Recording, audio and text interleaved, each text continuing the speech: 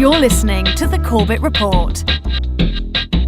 CorbettReport.com. Welcome, ladies and gentlemen, welcome to another edition of the Corbett Report. I'm your host, as always, James Corbett of CorbettReport.com, coming to you from the sunny climes of Western Japan here on this 7th day of November, 2014. This is episode 297 of the Corbett Report podcast, China and the New World Order. And yes, if you are just tuning in from the last edition of the Questions for Corbett series, of course, we did leave it up to the Corbett Report community to decide what episode 297 would be about, either about the plane crash of Total CEO DeMarjorie, or China's position in the New World Order.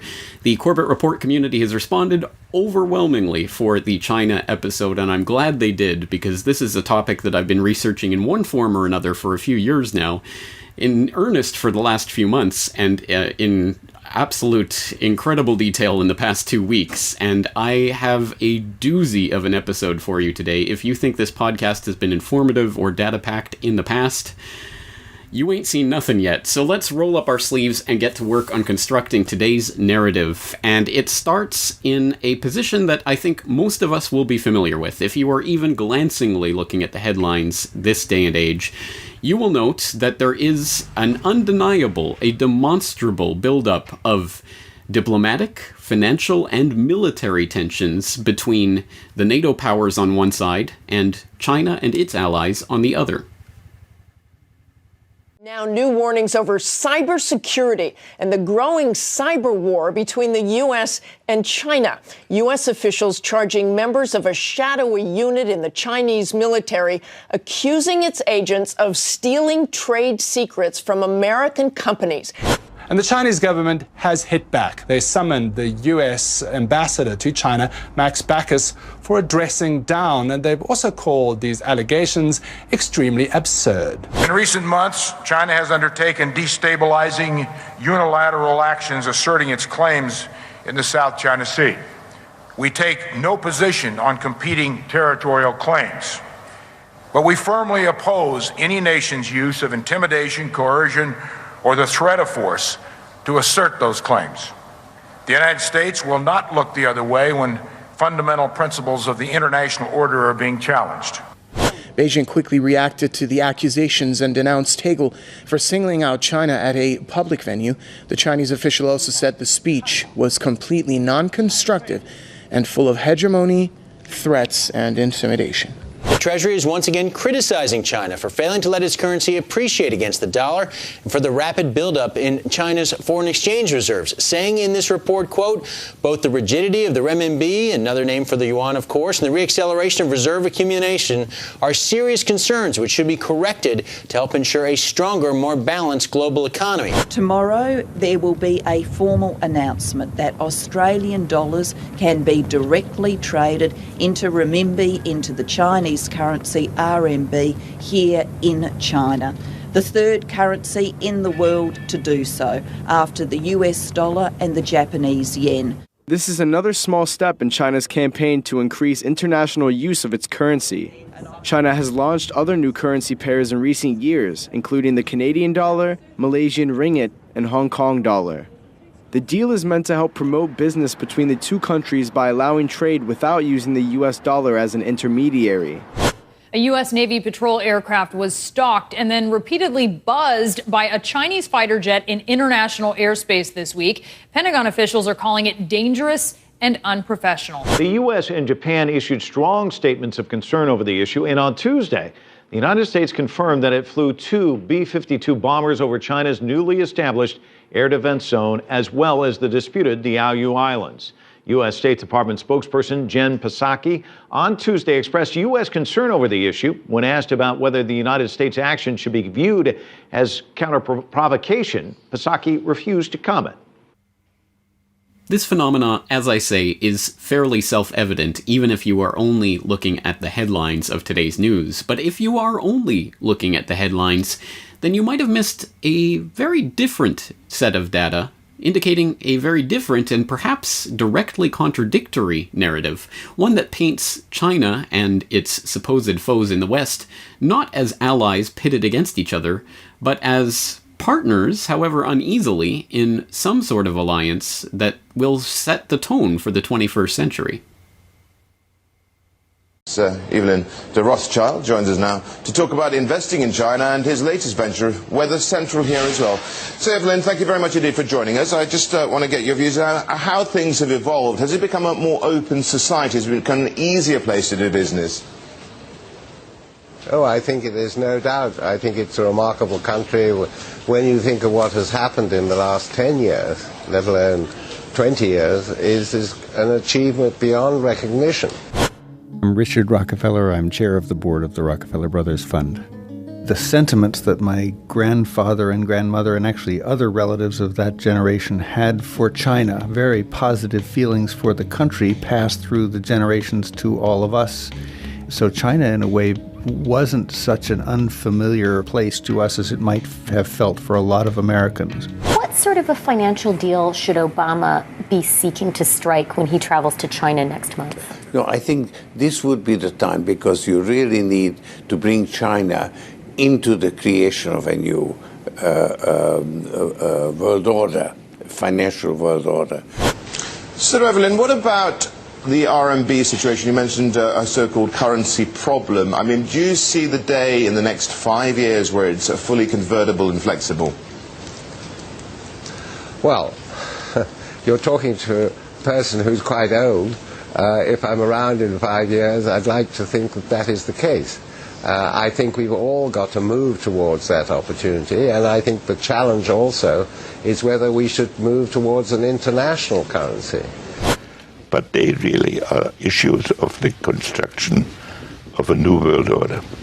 That's what this is about. And that's the sort of dialogue the Chinese are generally good at. And so a partnership between us is essential. A conflict between us is going to exhaust us both in tactical exercises that cannot be conclusive. And the New World Order could satisfy both. It has to satisfy both, because otherwise it will lead to tensions that will exhaust us both. One has to give credit to President Nixon's and Henry Kissinger's initiative. They broke the ice. They did. But they confronted a residue of suspicion, and that suspicion was mutual, and grievances, and they were also mutual, that it really took time for the relationship to sort of become more normal, more predictable, and eventually what we accomplished was that it became, in fact, open and full, comprehensive, and in fact initiated a kind of secret collaboration, or even perhaps you could call it an alliance. And so we have on one hand the fiery and bellicose rhetoric of the would-be belligerents of the Cold War of the 21st century, and on the other hand the conciliatory or even cooperative pronouncements of the usual gaggle of super gophers, the super class identified by Henry Kissinger protege David Rothkopf in his recent book of the same name that identified about 6,000 global actors able to implement transnational policy agendas thanks to their political and financial influence. Are these two positions, which seem to go head-on and seem to be completely irreconcilable, in fact resolvable if we look at this not as a two-dimensional surface-level conflict taking place between nation-states or groupings of nation-states on the geopolitical chessboard, but in fact a three-dimensional problem that involves hierarchies of control vying in different levels of this game for different squares, not just squares of a chessboard, but a 3D chessboard, if we can extend the metaphor. Well, in fact, that is exactly the position I would take, and as strange as that might seem, as difficult as it might be to wrap our heads around that type of conflict, which is happening at one level, which is actually cooperation at another level, it should be noted that this is not the first time in history that we've noticed this type of phenomenon, and in fact, even within the past century, we noticed very, very similar, analogous, one would almost say template or prototypical examples of this very phenomenon, as identified by a researcher researcher who I have name-checked a number of times on this podcast in the past, so I certainly hope my regular listeners will be familiar with his work already. I am referring, of course, to Anthony C. Sudden, the author of such trade books as Wall Street and the Rise of Hitler, Wall Street and the Bolshevik Revolution, Wall Street and FDR, but also the author of many scholarly publications, academic publications that were published under the auspices of the Hoover Institute in the 1970s and that have been well-regarded scholarly works that were even name-checked by the likes of Zbigniew Brzezinski as being convincing proof of the thesis that these books were forwarding. And that thesis revolved around the idea that in the case of, for example, the Bolshevik Revolution or the rise of the Nazis, that it was the Western powers, specifically the financial center of Wall Street and the Wall Street bankers, who were helping to fund their supposed arch enemies, the socialists of various stripes, whether that be the Bolsheviks or the National Socialists in Germany, for their own agenda purposes. Dr. Sutton, you wrote 3 series of books while you were a research fellow at the Hoover Institute. Can you give me basically the background of the content of these series? Yes, the series I wrote at the Hoover Institution at Stanford University concerned the transfers of Western technology to the Soviet Union. And essentially it comprised 3 individual books. Each book covers a period of time since 1917. And then you wrote a second series of books on Wall Street. Yes, these were trade books. In other words, they're not academic books. They're written for the general public. They concerned the build-up of the 3 types of socialism: Bolshevik socialism in Russia, what we might call welfare socialism in the United States, and Hitlerian or National Socialism. And each book examines the financing and the contributions made by Wall Street, by international bankers, to the development of that specific form of socialism. But the obvious question here is, why? Why on earth would these crony capitalists be funding their erstwhile, supposed, nominal, arch-nemesis rival enemies, their sworn enemies, the socialists? These are directly contradictory ideologies and viewpoints in economic systems. Why on earth would the capitalists be supporting the socialists in various countries? This seems completely nonsensical if we look at it from that, again, two-dimensional, surface-level reality.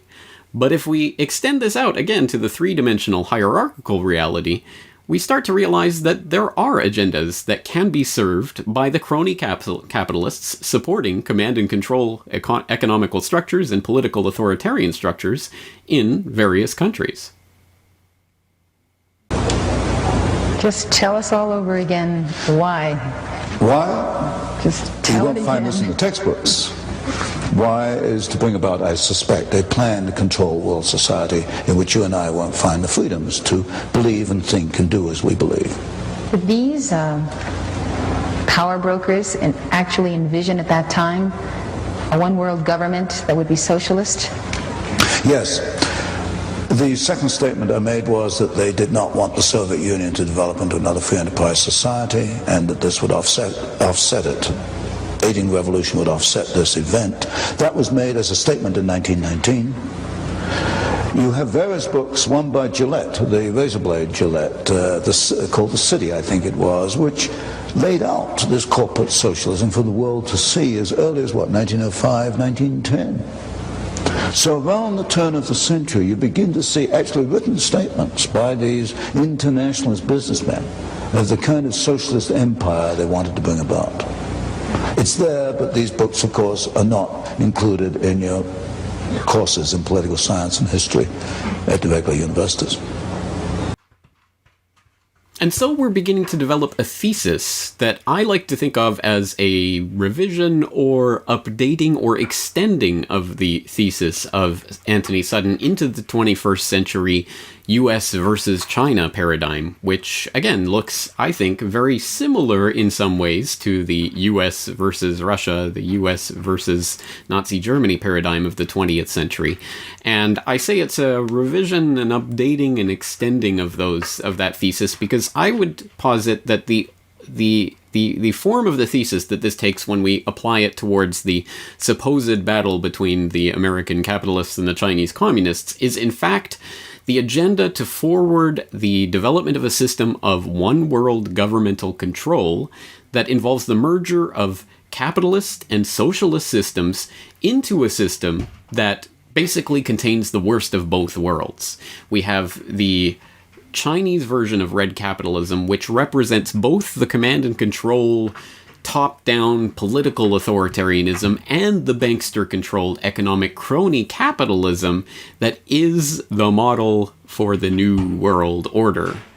But do we have any evidence for this thesis? This, of course, is the meat and potatoes of what we're talking about today, because for anyone who has not done any research into Anthony Sutton's works or read any of his books, I would like to assure you that these interview clips that we've been looking at, it's hitherto, or that you may have seen or heard online before, are really just the summation of the years and years of extensive study that Sutton did into the State Department archives and the personal correspondence of various people involved, the poring over of receipts and economic data from various corporations, and all of that hard legwork that Sutton did for years and years developed into academic scholarly books that eventually became trade books, and we are now looking at the interviews that he did trying to summarize all of that research.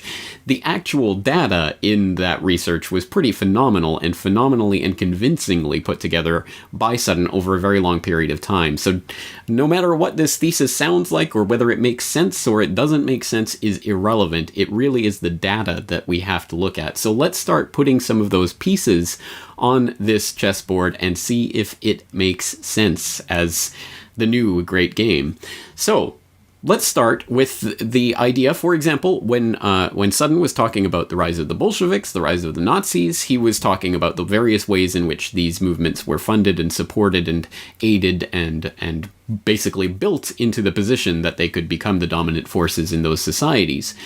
And do we have a parallel with the communist Chinese, obviously taking over the country in 1949 and being bitterly opposed by the Kuomintang of Chiang Kai-shek, who, of course, then retreated to Taiwan, and the battle lines were then drawn, with China, of course, claiming Taiwan as part of its natural one China territory, and of course Taiwan declaring itself to be an independent republic.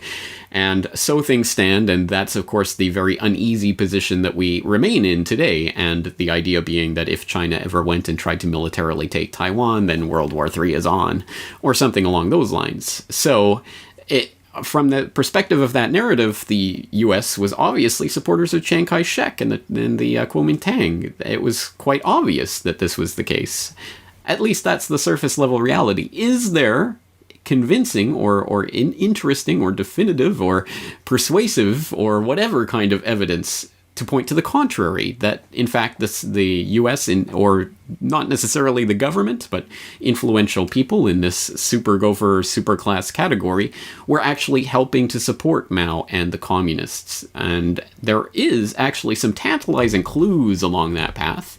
I don't think I've found anything that I would call definitive. I've heard claims, for example, of CIA, of station chiefs having claimed that the CIA was covertly supporting Mao. I haven't actually seen any of those claims, though. I've heard them talked about, but I haven't actually tracked down the claims themselves. If anyone can help me with that, that would be much appreciated. But we'll talk more about how you can help out with this overall investigation into China and the New World Order at the end of this episode. But let's take a look at just some of the crumbs on this cookie trail that I did find in the research for this podcast episode. And we'll start with an edition of the Yale Daily News, specifically number 96 from February 29th, 1972, that is available for reading online on the Yale Library, digital library.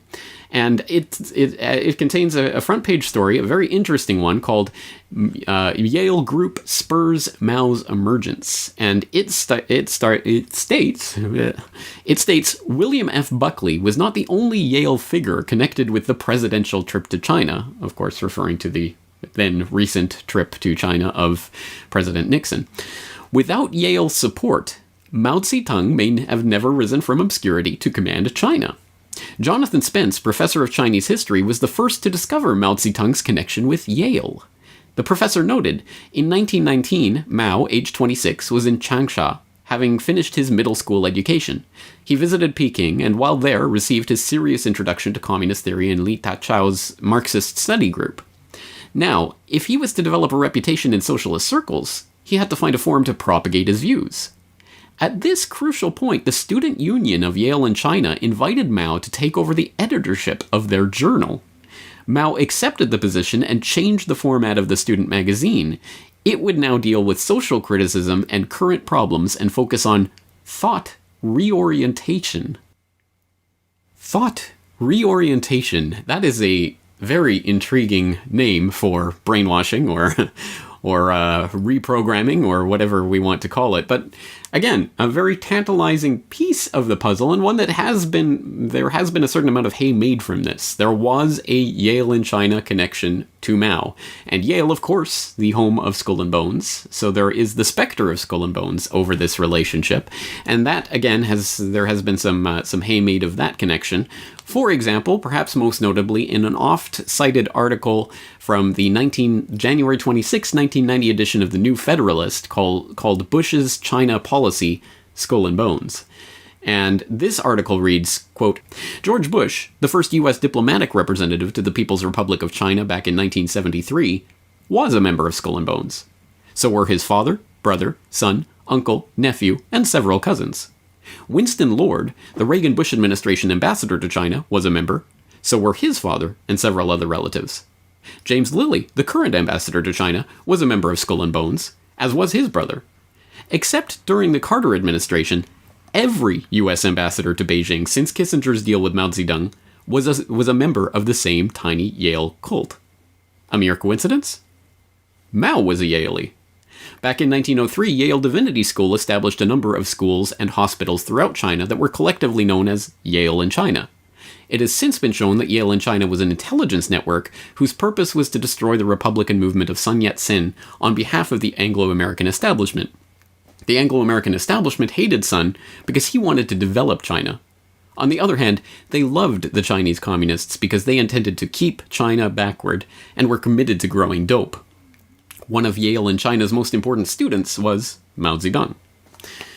Okay, we'll end that article there. There's a little bit more that you can continue reading, and that gets into, for example, Anthony Sutton's work. But again, a fascinating piece of this puzzle, but we should note, for example, this article in the New Federalist claims that Mao was an actual student of Yale in China, although the Yale Daily News claimed that he was not a student. He was just invited for some random reason to edit the Yale in China journal, and for whatever reason took over and started his thought reorientation program that ultimately developed into the Communist Chinese movement. So again, a very, very interesting connection, and especially interesting to contemplate the connection of all of those various ambassadors to China, which again, up to the point of 1990, every single ambassador except under Carter had been a Skull and Bones member. So that's, I mean, obviously that's a very interesting connection in and of itself, but not necessarily definitive of anything. I still think there's probably more that needs to be made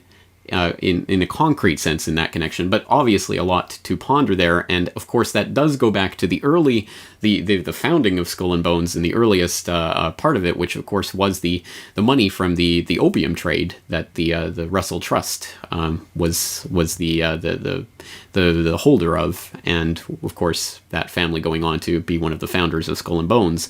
So again, a lot of interesting history there, but as I say, nothing that definitively shows how Yale and Skull and Bones created the Communist Chinese, but there is enough of a connection that I think more research needs to be done in that vein. However, we can tell from going forward from the time when Mao took over the country and began his absolutely horrific, abominable Great Leap Forward that resulted in the death of at least 40 million people in the starvation of that occurred in that 4-year window. 40 million people starving to death during the Great Leap Forward. It is really interesting and, well, I suppose disgusting to note the cover that he received from some very important Western politicians, perhaps unsurprisingly, with one of the most notable examples being French President François Mitterrand, who, of course, covered for Mao during one of his visits to China. We can pick this up from the New Statesman, which had a article, Mao's Great Famine, the History of China's Most Devastating Catastrophe, 1958 to 1962, which starts by saying, when Francois Mitterrand visited China in 1961, Mao Zedong mocked reports of famine in the country. There was no famine, he said, only a period of scarcity, an assertion that Mitterrand, who described Mao as a great scholar known in the entire world for the diversity of his genius, was happy to accept. Returning to France after his 3-week tour, Mitterrand had no doubts about his account of events. I repeat, in order to be clearly understood, there is no famine in China. Western politicians of the right shared the French socialist leader's view. After touring China in late 1960, the conservative MP for Chester, John Temple, reported that communism was working and that the country was making great progress. And as disgusting as that was, of course, another very famous, or what should be very infamous example of a influential Western figure backing that disgusting display that we saw under the reign of Mao was, of course, the 1973 New York Times editorial by none other than David Rockefeller, under the title From a China Traveler, in which I think he infamously said, "The social experiment in China under Chairman Mao's leadership is one of the most important and successful in human history." Again, comparing that type of rhetoric to the actual actions of Mao and what was accomplished under his leadership is, well, quite the disparity. And one might ask why that would take place. But I would like to draw people's attention to a different part of that editorial, one that is much less cited, in which Rockefeller writes, "The Chinese, for their part, are faced with altering a primarily inward focus that they have pursued for a quarter century under their current leadership. We, for our part, are faced with the realization that we have largely ignored a country with 1/4 of the world's population. When one considers the profound differences in our cultural heritages and our social and economic systems, this is certain to be a long task, with much accommodation necessary on both sides." Very interesting passage, not least of which, because one might well ponder who is exactly meant in that we and our. Is that America as a whole, or does that have more to do with Rockefeller, his obvious banking and oil interests, his other ties to the financial and oligarchical elite? I think the latter more so than the former.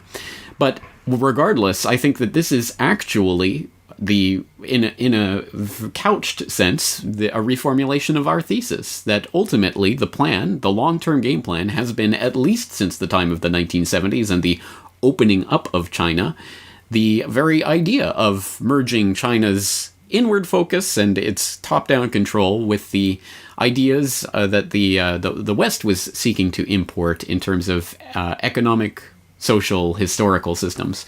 Very interesting. So, how was this actually accomplished? Again, it's one thing to talk about it in generals. How about in specifics? Well, of course, we're talking about David Rockefeller and his 1973 speech or op-ed in favor of the great socialist revolution of Mao. But it's interesting to note that the 1972 trip of Nixon to China begat the famous Vulcan phrase, for Star Trek 6 fans in the crowd, only Nixon could go to China. But actually, the phrase shouldn't be only Nixon could go to China, because Nixon was preceded in his 1972 visit to China in 1971 in a series of secret meetings that were eventually revealed of Henry Kissinger to Beijing. It was Kissinger, of course, who paved the way for Nixon to normalize relations with China. And who is Kissinger, and who does he work for?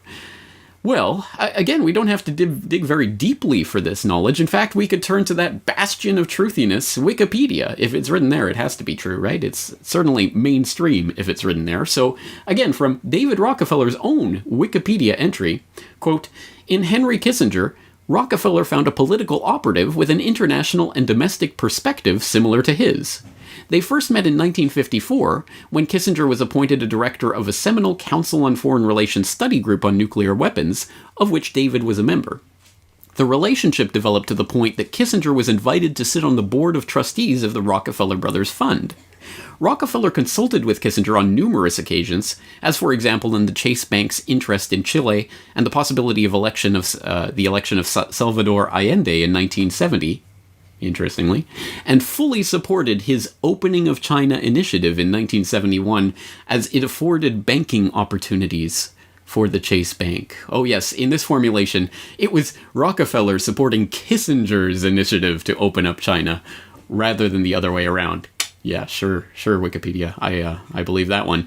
But regardless of the relationship, Kissinger, Rockefeller, two peas in a pod, with the same agenda to open up China from the Mao era of Great Leap Forward, and then the Cultural Revolution, which was an interesting time in which Mao did a very astute political maneuver. Let's not say that he was a stupid man. He was a disgusting, horrible, cruel, perverse person, probably the greatest mass murderer in the history of the world, but he was not necessarily a stupid man, and one does not retain control over a country for that long in those types of revolutionary situations without some politically astute moves. And the Cultural Revolution, in some ways, although this needs a large degree of fleshing out, but can be seen as a type of counter-revolution instituted by Mao against the counter-revolutionary tendencies that were taking place within his own party. Again, it was an interesting maneuver to get the people against the Chinese Communist Party, which was turning against Mao so that he could retain his power. An interesting setup, but at any rate, the Cultural Revolution was what occurred after the Great Leap, the utter, disgusting, horrific failure of the Great Leap Forward, which managed to maintain Mao's control over the country.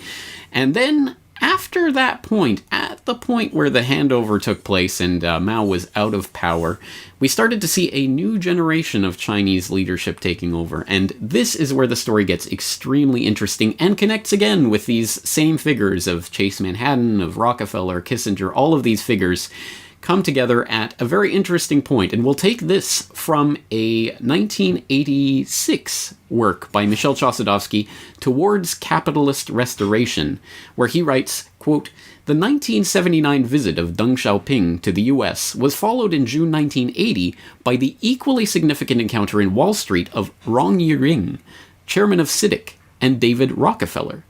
The meeting, held in the penthouse of the Chase Manhattan Bank complex, was attended by senior executives of close to 300 major U.S. corporations. A major agreement was reached between Chase, CITIC, and the Bank of China involving the exchange of specialists and technical personnel to identify and define those areas of the Chinese economy most susceptible to American technology and capital infusion," end quote. Extremely interesting. Well, now we have a very solid lead, a very specific point on which to start building our case. And this is, again, the confluence of this Rong Yiren, which I'm probably mispronouncing, and let me just, of course, add the caveat to any Chinese speakers in the crowd that I apologize for butchering your language and every single name in this episode of the podcast. Rong Yiren, the chairman of CITIC, which is obviously something that deserves more scrutiny, with David Rockefeller, the Chase Manhattan Bank, 300 major U.S. corporations meeting and engaging in a large agreement on technical and specialist exchange of information and personnel to identify and define those areas of the Chinese economy most susceptible to American technology and capital infusion. So who is Rong Yiren? What was CITIC? Where did this come from? How does this relate to the presidency of Deng Xiaoping? Well, let's start boiling this down in a fascinating little piece of this puzzle that was provided by Bloomberg a couple of years ago. Of course, this is not exactly hidden knowledge that was never known before this Bloomberg report, but it was interestingly summarized in a December 27th, 2012 Bloomberg report. Heirs of Mao's comrades rise as new capitalist nobility. This is a fascinating story about what was a group that was known as the Eight Immortals. And yes, I am not making that up. They're known as the Immortals. And this is a group, a new class of people who have arisen that were connected to 8 people specifically who survived the Cultural Revolution of Mao and were in high-ranking positions in the Chinese Communist Party to start implementing a very different agenda from Mao's agenda in the reign of Deng Xiaoping. So, picking up from that article, quote, "The people generally known as the 8 Immortals are now all dead, though all but 3 lived into their 90s. Their stature in China is on a par with that of George Washington and Thomas Jefferson in the US. They are Deng Xiaoping, General Wang, who fed Mao's troops, Chen Yun, who took charge of the economy when Mao assumed power in 1949, Li Qianyan, who was instrumental in the plot that ended the Cultural Revolution, Peng Zheng, who helped build China's legal system in the 1980s, Song Renchong, the party personnel chief who oversaw the rehabilitation of purged cadres after the Cultural Revolution, President Yang, who backed Deng's order to carry out the 1989 Tiananmen Square crackdown, and Bo Yibo, a former vice premier and the last of the immortals to die at 98 in 2007. Or, in the Chinese pronunciation of these names, 邓小平、薄一波、陈云、宋任穷、彭真、王震、李先念、杨尚昆等人。 Continuing with the Bloomberg article, they emerged from the Cultural Revolution after Mao's death in 1976, during which many of them had been in internal exile, to find an economy in ruins. Gross domestic product in 1978 was $165 a person, compared with $22,462 in the US. With Japan, South Korea, Taiwan, and Hong Kong booming, the immortals were surrounded by capitalist success stories. The victorious communists had executed landlords after 1949, farms had become people's communes, factories belonged to the state. The immortals turned that on its head in the 1980s. Farmers could lease land. Private enterprise, at first on a small scale, later bigger, was tolerated, then encouraged. Deng took the gamble that in order to stoke growth, some flies and mosquitoes could be tolerated, said Ezra Vogel, an emeritus professor at Harvard and Cambridge, Massachusetts, who wrote a 2011 biography of Deng. Alright, so there you go. There is, in a nutshell, the 8 immortals, and their progeny, which now are still in control of so many different facets of the state-controlled economy there in China, that it is extremely interesting. The not strictly state-controlled anymore, the now private enterprise/state control hybrid system that China is prototyping for the New World Order system. And it's interesting, I mean, it's fascinating to look at these 8 families and the way that their connections continue to wield inordinate amounts of power over the political and economic life of China. And there's more on that in this story in Bloomberg, in other stories that have been published in Bloomberg, in various pieces of this puzzle that will be found in a million different places, which I'm going to ask your help for in helping to connect some of those pieces later on in this episode. But let's continue on and picking up that thread from the 8 immortals and their influence back to what we were talking about earlier with that secret meeting in 1980 with Chase Manhattan and Rockefeller meeting with Yong Yi-ren of the CITIC group. Well, that ties into this story of the immortals. Reading again from that Bloomberg article, within months, Wang Jun, the general's son, that's General Wang, one of the 8 immortals, was made head of business operations at the newly formed CITIC, known then as China International Trust and Investment Corporation. The group, founded by Rong Yi-ren, was set up to attract overseas investment at a time when the country's foreign exchange reserves were $840 million. He turned it into a sprawling empire to drive China's growth. CITIC now runs China's biggest listed securities firm, backs a Beijing soccer team, and develops luxury real estate projects. China's reserves today stand at $3.3 trillion. 840 million to 3.3 trillion. So that gives you a sense of what CITIC is and how it relates to the current Chinese hierarchy. But let's focus even more closely in on that Rong Yi-ren character who in June 1980 was meeting with Rockefeller at the top of Chase Manhattan Complex in Manhattan. We can find this from an obituary to Rong Yi-ren that was run in the time of his death. So this obituary, entitled "The Death of China's Red Capitalist and the 1949 Revolution," reads, in part, quote, "In CITIC's first year of operations, Rong met with 4,000 foreign businessmen. He also enlisted Henry Kissinger, the former U.S. Secretary of State who established diplomatic relations with Beijing in 1971 as one of the company's main international advisors. Rong facilitated investment by building infrastructure in the free trade zones and helping foreign firms set up operations. Philip Wang, a Hong Kong delegate to China's National People's Congress, told the China Daily on October 28th, if not for his, Rong's, ability and vision in setting up CITIC, the pace of economic development in China would not have been so fast.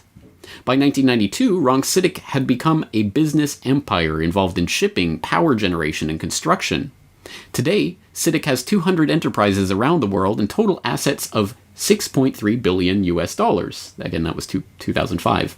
As CITIC developed, so did Rong's private businesses. In 1979, he sent his son, Larry Rong, to Hong Kong to manage his investments there.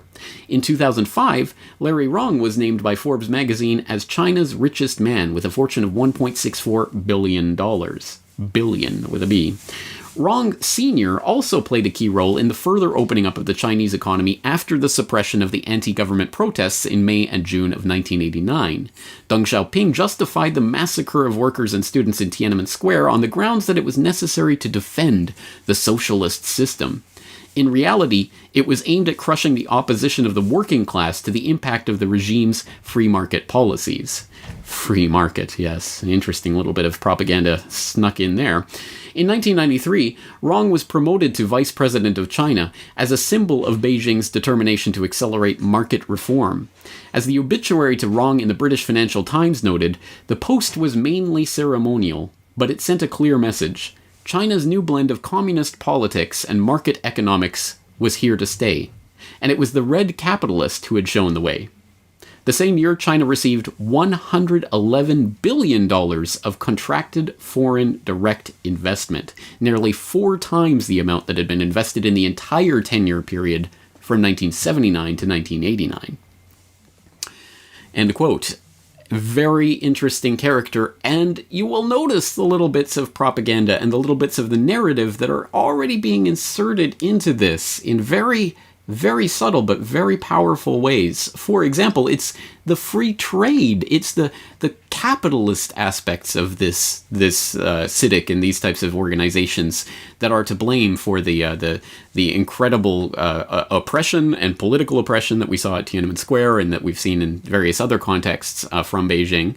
That's somehow to do with the free market system, with capitalism. Because, of course, when we're talking about these 8 immortals and their progeny controlling hundreds of billions, trillions of dollars, ultimately, if we include the Chinese reserves, in all of these various corporations, these state-controlled corporations, this is somehow free market. This is somehow the example of capitalism. So you'll see the way that certain pieces of the narrative are inserted here to try to create false paradigms that are, again, at that 2-dimensional stage. It's capitalism versus socialism, and they butt heads, and oh, look what results. And there are other aspects of this that I think are worth highlighting. For example, when Heinz Kissinger himself poses something that I think is also becoming another idea that is pushed in this China versus the US narrative, which is that, well, you know, when you think about it, militarily, from the perspective of empire, the Chinese are kind of the good guys. The Chinese believe in the superiority of their culture, the uniqueness of their culture, and they are delighted and proud if you respect it. But there's no way you can become a Chinese.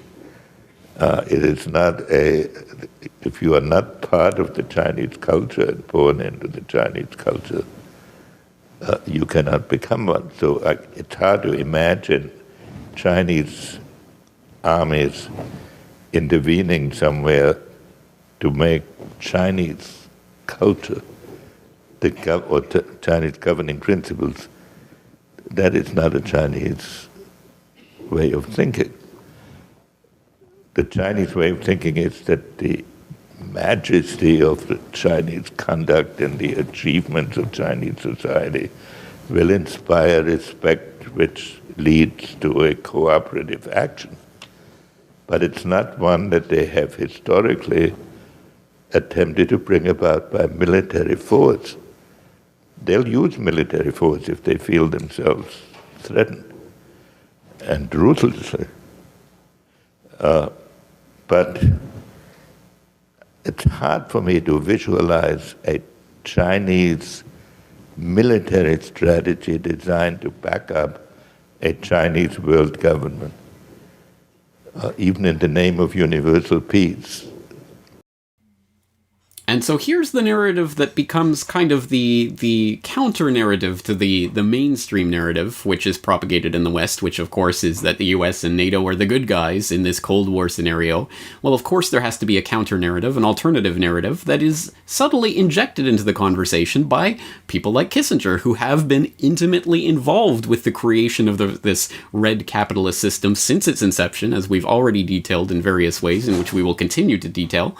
But he gets to insert certain things that become part of the counter-narrative as well, like, oh, well, China, they don't go out and militarily invade other countries. They're the good side of the New World Order.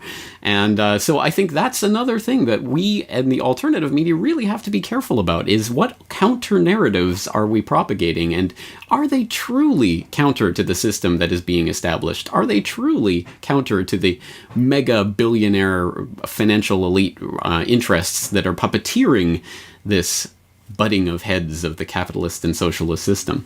Well, let's continue. What specifically resulted from these increasing ties through organizations like CITIC, which very attentive listeners of this podcast will remember from our examination of the Power Corporation and the Desmarais family in Canada, which managed to get an interest in and ultimately sat on the board of CITIC Pacific, which was a Hong Kong subsidiary of CITIC, which is the same CITIC which was Rong Yi-ren working with Rockefeller and everyone at Chase Manhattan and the 300 U.S. corporations to establish this U.S.-China tie. So again, the layers are so deep. There are so many different facets to this story, but they interlock and they are fascinating when you start going down this rabbit hole. But let's take a look at some more specific examples of what actually eventuated from this. And in order to do that, we can look, for example, at even what is bragged about openly by the Beijing government itself. Literally the government of Beijing, specifically, which has a post on their website, ebeijing.gov.cn, Fortune 500 investment in Beijing CBD.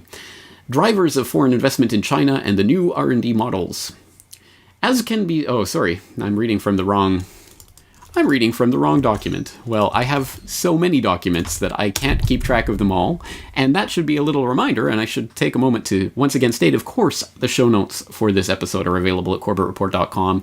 Copious show notes with links to all of the documents that we're talking about, so that you can start to piece some of the pieces of this very interesting puzzle together for yourself.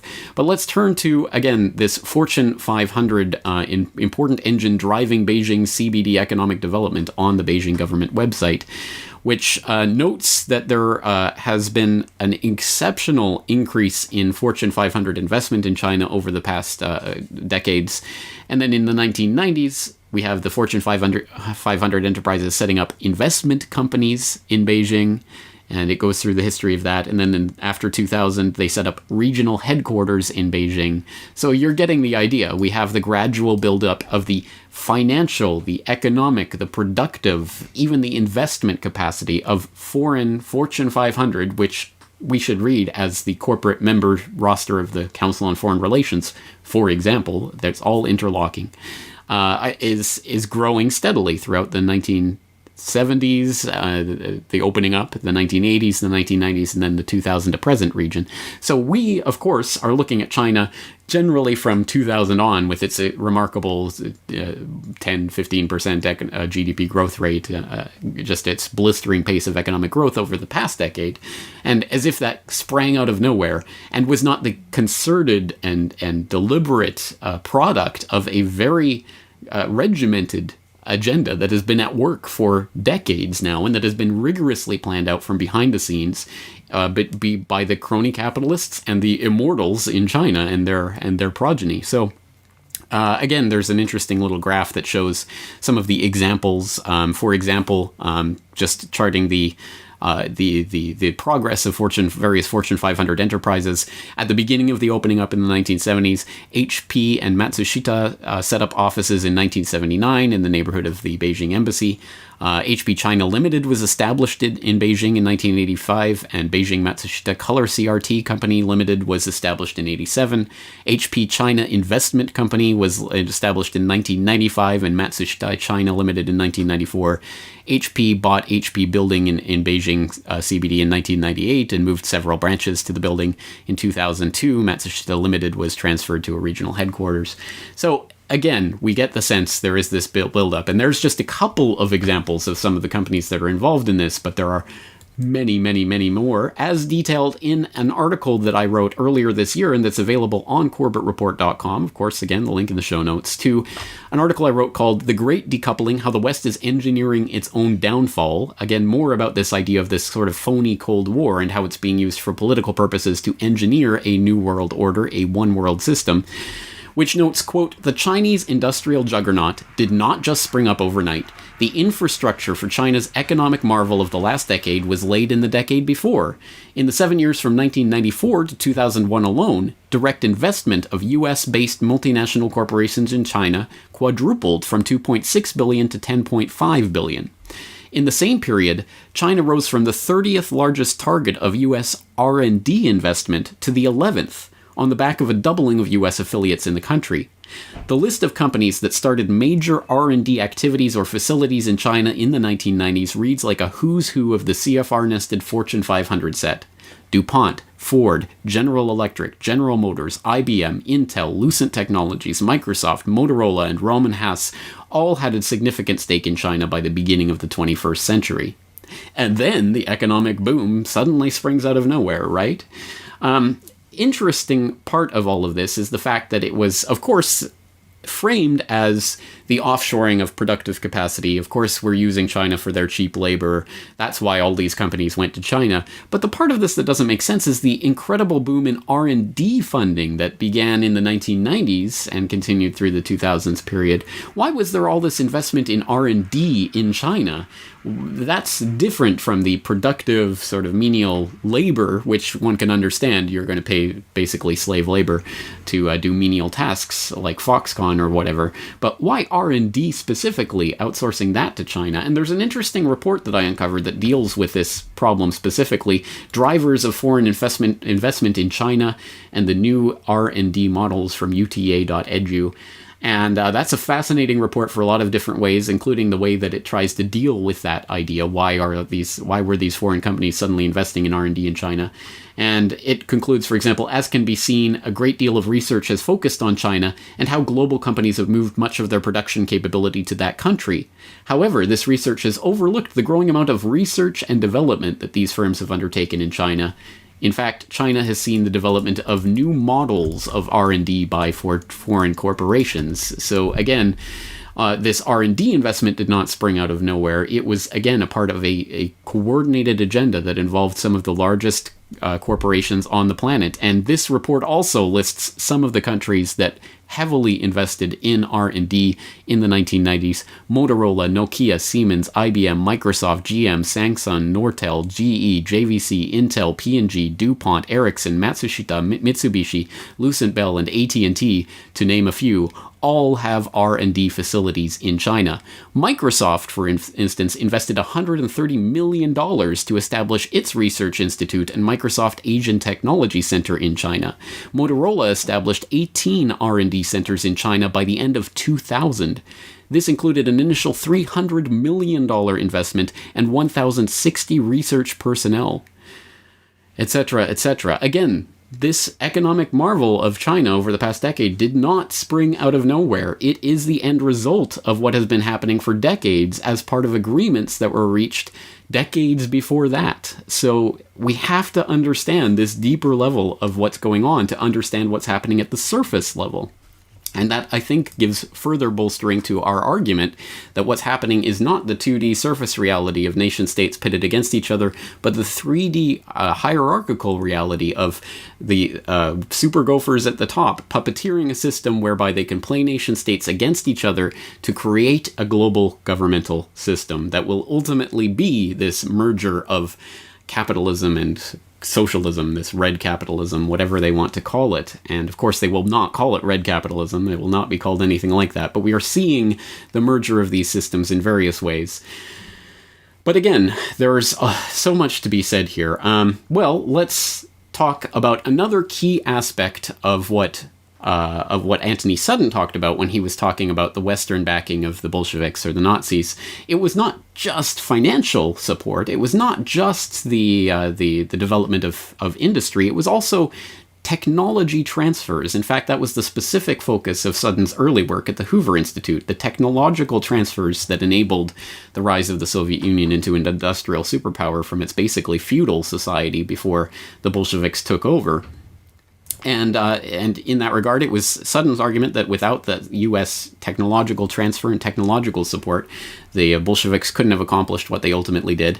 And similarly, the Nazis couldn't have built up their war machine without the synthetic oil that was provided under specific agreements that Standard Oil had with their German counterparts to provide the technology to create the synthetic oil that fueled the German Nazi war machine that, again, could not have functioned without that. So is there technology transfer going on in China? The short answer is yes. There are technology transfers from the West to China that have enabled certain specific military capabilities that the Chinese now have. The question is, how deep does this go and how many layers there are? I will provide just one layer because this is already a huge investigation and it's only going to expand in scope from here, but a fascinating one that developed in the 1990s, which was a series of stories about basically the transfer of nuclear technologies that helped aid China's space program, its missile technologies, its nuclear technologies, including the transfer of microchips and things that happened in the Clinton administration. So it was framed in that left-right debate as if this was some sort of leftist agenda, as opposed to, again, the Bushes supporting the Tiananmen Square massacre, the Clintons supporting with technology transfers. It's left, right, blue, red, fork, spoon. It makes no difference. The agenda is the same, and it's being forwarded by the Rockefellers and the Kissingers and people on that level, not the political puppets who are paraded in front of us as the shadows on Plato's cave wall. Let's take a look at this in more detail, this story, and we can get this from, first of all, the good place to go would be the official report, U.S. Commercial Technology Transfer to the People's Republic of China, from the Bureau of Export Administration, Office of Strategic Industries and Economic Security, Defense Market Research Report, which is a fascinating report about how this technology transfer occurred. The executive summary of which reads, "The phenomenal economic growth witnessed in China since Deng Xiaoping first declared China's open-door policy in 1978 has led many to predict China's certain emergence as an economic superpower in the early 21st century. Indeed, China has followed a structured path toward gradual market reform of its still largely state-owned industrial sector, which has been transfused with increasing amounts of foreign capital and technology. There have been numerous reports over the last several years, however, of U.S. companies being forced, in quotation marks, in the report, to transfer technology to China in exchange for access to this enormous market. The purpose of this study is to assess the extent to which U.S. commercial technology is being, in effect, coerced from U.S. companies engaged in normal business practices and joint ventures in China in exchange for access to China's markets. The cumulative effect these transfers may have on China's efforts to modernize its economy as well as its industrial and military base is also examined. Finally, this study addresses the impact of U.S. technology transfers to China on the issues of long-term U.S. global competitiveness and broad economic and national security interests.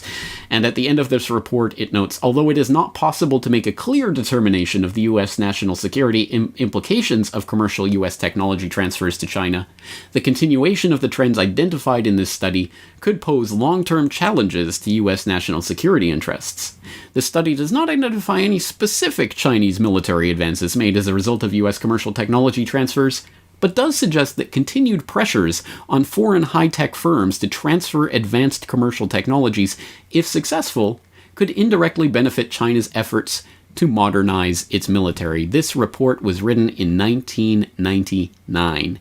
So before the Chinese economic juggernaut got underway in earnest, it was already well known that these corporations, which were flocking to China to set up their R&D centers and to move to set up corporate headquarters and all of these other major investments that were taking place, were being done on agreement that this would include technology transfers to the People's Republic of China that maybe could be used to build up China's military base. And now, lo and behold, wouldn't you know it, China is modernizing its military at an exceptionally rapid pace, with aircraft carriers coming online, the latest aircraft carrier killer missiles that they've developed, the drones technology that now is fast approaching that of the United States. Again, it's a military juggernaut that's still in the process of building up, but it is being built up. And how so?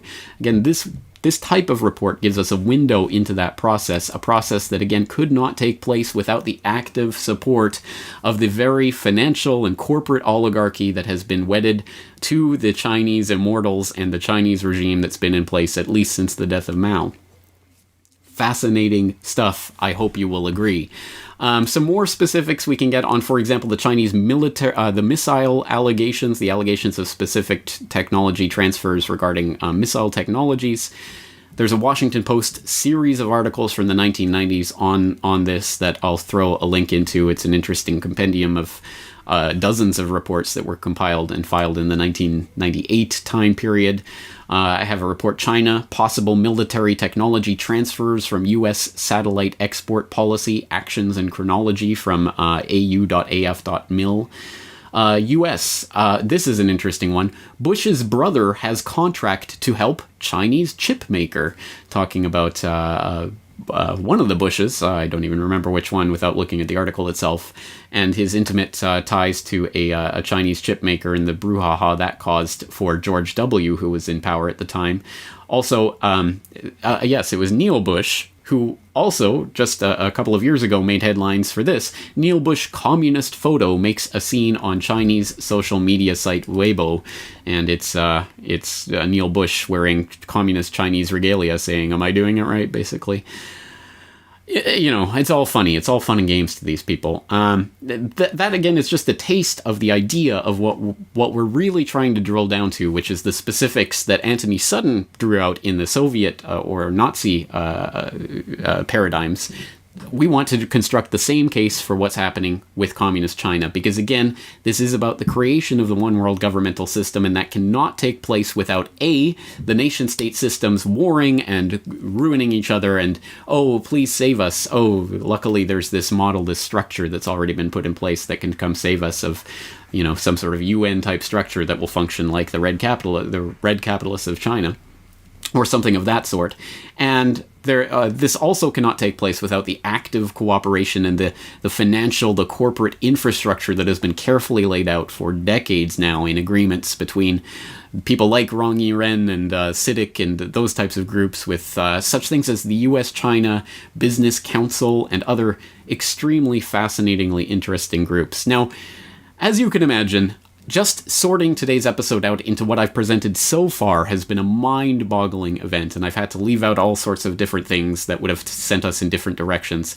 This podcast could probably be split into 10 different podcasts, a series, and I suppose it will be, and that's what I'm going to call on all of you out there now to help engage in this task of following these different cookie crumb trails and going down the various rabbit holes and digging up what you can find. I'm calling on the Corbett Report members, the community that is developing at the Corbett Report open source intelligence news community, to help assemble some of these facts, get some of these names, follow some of these leads, follow the careers of some of these characters and the various dealings that they've done to help flesh out this picture that we're painting here, because it is an exceptionally important one that tells a very different story of what we're being asked to believe, that there is a US-China rivalry and that there's going to be some war because they're so at each other's throats. That is taking place at the surface level, but there's a much deeper level of what's taking place in the third dimension that is much more important in the overall game plan.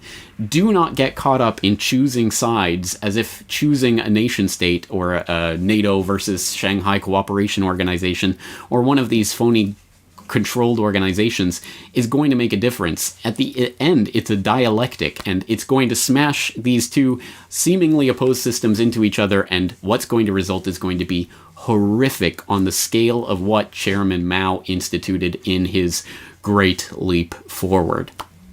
So, It couldn't be more important than what's happening right now, and I think this is the perspective from which we have to view such things as what's going on in Hong Kong right now, where people are upset at the Beijing government. Now, there's all sorts of manipulations that happen and things that are taking place in the two-dimensional nation-state system version of NED and all of these usual players getting involved in this conflict, but this is part of the conflict that is planned. We have to see it at a deeper level and support the people against these various government and corporate manipulations that have been designed and are taking place. So this is the level of analysis that we have to get into if we really want to understand what's taking place with China in this current day and age, and this is where I'm going to call on you for help. I have some various things that, just as suggested starting points, obviously take this any way you want, but here are some suggested starting points for where we need to go from here. First, we need more information on technology transfers. You could start using some of the articles that I've cited. You can look for your own, but I want more specifics about technology transfers that have taken place from the West to China that have enabled specifically Chinese military technology. I find that interesting, but also the Chinese cyber capabilities, the fact that they have the most controlled internet on the planet, which again is a very complicated thing to do and something that I don't think could have been done without the active support and collusion of technology companies, for example. So there's some starting points for the investigation. I want to find out more about the financial interlocks between specific Fortune 500 corporations and the red capitalists.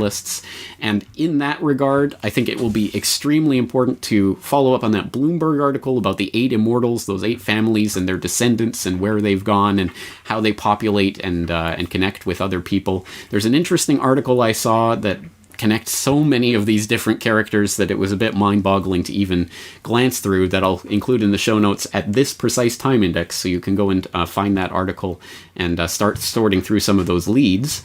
I want to look at specific organizations, like not only the WTO and IMF and other organizations that China is a part of that are clearly part of this global governmental order, but some others that are less scrutinized, but I think no less important, like the U.S.-China Business Council, which changed its name to the National Council for U.S.-China Trade.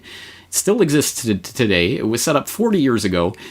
In my preliminary research for this podcast, I could find barely any information about the historical founding of this group and who was actually its board members and when it was founded and who specifically founded it and in what way and all anything to do with the history of this group. I know that Rockefeller has been an advisor to this group.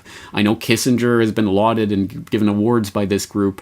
But specifically, there have been allegations that I've read that this group was founded by the likes of Rockefeller and Kissinger. If there is more information on that, more solid leads that we can take this to, that would be great. How about thinking about this in terms of global monetary order, which is going to come out of this merging of the systems? And in that regard, we can look at the interlock between the Bank for International Settlements, the central bank of central banks, identified by Carol Quickly as the absolute apex of the financial pyramid, and the PBOC, the People's Bank of China. And I'll throw in some links to some various articles that I think are interesting with regards to the, for example, some sort of symposium that took place recently, the People's Bank of China BIS Research Conference, that I think will be interesting, as well as some comments that have been made in recent years by various PBOC officials about how basically what is needed is to add the yuan to the IMF currency basket for the special drawing rights, the SDR, which many people speculate is the instrument that is going to take over as the US dollar as the world reserve currency. Some interesting leads. Again, I'll throw those links in the show notes so you can follow through with that. A fascinating looking debate that I haven't had the chance to watch yet. Again, I would love to have the time to have watched this, but we got to put this podcast up at some point. So it was a monk debate, which takes place in Canada. It's always an interesting debate from a propaganda perspective. You have to look through the propaganda, but it's interesting. And this debate was, will the 21st century belong to China? On the pro side, Niall Ferguson and David Daokui Lee. On the con side, Henry Kissinger and Fareed Zakaria. So a CFR, Bilderberg, globalist, super gopher tag team there. And they ended up winning that debate, incidentally making the argument that China will not be the power of the 21st century. Make of that what you will. So all of those leads, again, there are so many more that we can take. This is obviously just the first report in what will be an ongoing research investigation into this. I don't know what form it will take. More podcasts, more interviews, more articles, I'm sure will result from all of this research. But it is up to you guys out there. Please help me out in this. Compile the links. If you are a Corbett Report member, please sign into the website and leave your posts on this, leave your comments on this post so that we can start compiling this research into a more fleshed out, detailed schematic of what we're talking about. Again, I hope I've placed some of these pieces on the board in a way that the picture comes into view and that you see that this is a system that's being puppeteered in a three-dimensional reality, not the 2D nation-state system fight that we're being asked to believe that it is. I will leave you on one final note, again going back to Anthony C. Sutton, who wrote in 1984 in America's Secret Establishment, "By about the year 2000, Communist China will be a superpower built by American technology and skill." How did Anthony C. Sutton know that? Was he clairvoyant? Was he a psychic? Could he read the future? Was he informed about history?